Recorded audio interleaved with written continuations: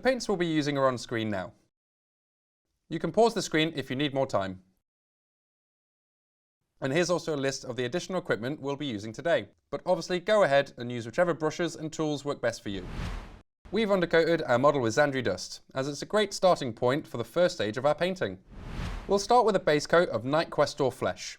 Place a small amount on a palette and thin this down with a small amount of water for a smooth consistency. Apply a few thin coats of this paint across the skin areas of the miniature. Don't worry if you get it on the other details, as we can cover those easily with our other paints. Next up is Fyreslayer Flesh.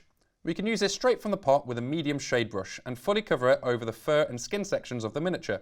This will shade the skin and darken the fur in preparation for our darker contrast we'll be using to distinguish the fur from the skin. Make sure you don't apply too much, as we will have unwanted pooling.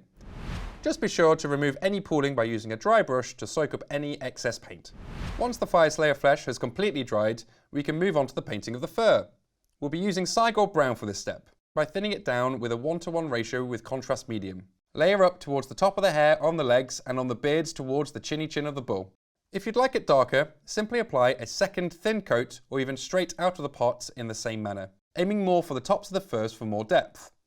If any of these colours get in any of the other details while using our contrast paints, we can fix those later on. Moving to a small dry brush, add a small amount of Steel Legion Drab onto our brush and really work it into the bristles on each side using a paper towel. When satisfied with the amount of pigment on our brush, lightly brush this over the bottom of the furs. This will create a subtle highlight at the base of all that hair. We're highlighting the furs now to avoid getting any pesky dry pigment onto the next stages whilst dry brushing. We can move on to blocking out all the other areas of the miniature.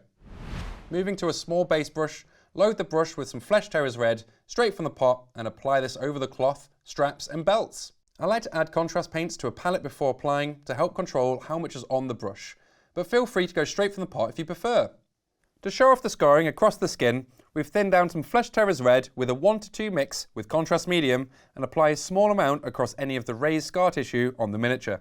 Take your time here, avoiding getting any of the contrast paint onto the skin. If any mistakes do happen, we can easily touch those areas up after we've blocked in these colours with some Knight-Questor Flesh.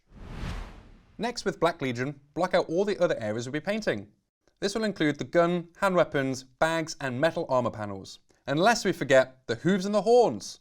Black Legion is a brilliant black and can quickly cover areas straight from the pot. It's fine if these areas are a little patchy, as we will be covering them up with the other paints later down the line.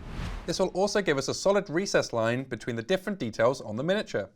Now we've finished with our contrast paints, we'll want to add a small amount of Stormvermin Fur onto a palette in preparation for the Felgor's horns. Using a small layer brush, apply a base coat of this over the horns of our Beastman with a few thin layers. Now our horns are layered up, it's time to move on to the metallic areas across the mini. Here we've painted all the metallic parts such as the weapons, armour and small details on the miniature. With the darkest silver in our range, Iron Warriors, I've used a small base brush to make this process as easy as possible. With the Iron Warriors painted, we can now move on to getting the brass details added in to break up the silver details across the model. I'm using a small layer brush for the small detailed chaotic icons and trim found on the gut plate, sword and medallions. Whilst the metalwork is drying, this is a great time to change our water pots to stop that pesky metallic pigment getting into our paints further down the line. Now we have all that sorted, let's crack out the shade. We'll be using Agrax Earthshade next to shade the armour, the arm straps, belt and horns. This will help darken these areas and provide instant shading, defining all the details across the model. Like our contrast areas earlier, avoid pooling when applying shade paints, which can easily be mopped up if needed. Apply 2 to 3 extra coats after the first is dried on the straps and belt to really darken the red. This will give us some easy soft highlights as the shade settles more towards the centre. This is also a great time to show off those eyes with a small drop of shade. If you also fancy a slightly darker fur, you can apply a coat of shade all over the hairy parts as well. And now our Felgor is battle ready and set to charge around the battlefield, looking for some prey. You can stop here and paint the rest of your kill team, or you can keep watching for some extra tips and tricks.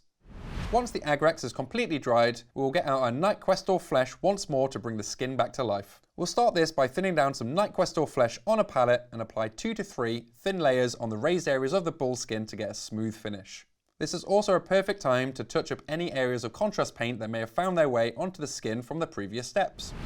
Now onto the red loincloth. For this, we'll be bringing out Evil Sunz Scarlet. Thinning down Evil Sunz Scarlet on a palette, Apply several smooth layers onto the cloth's raised areas, leaving some of the Flesh Terror's red as a shade underneath. To really bring this Felgor to life, I've decided to add a little colour to those menacing eyes. We'll need to get the pointiest tipped brush for all those detailed areas. To do this, simply roll and twist your brush on a palette.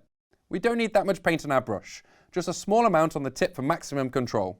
We are now ready to drop a small dot of Evil Sunz Scarlet into the eyes. For the metallic areas across the Felgor, we will start by defining the Iron Warriors and Runelord Brass with Stormhost Silver. We will need to get the pointiest tip brush for all those detailed areas. Starting off with the metallic highlights is the gut plate, bolt pistol, chainsword and any other silvery parts in the miniature. Pick out the details using the side of your brush with some thinned down Stormhost Silver. Don't feel like you have to pick out all the details, just the most important ones.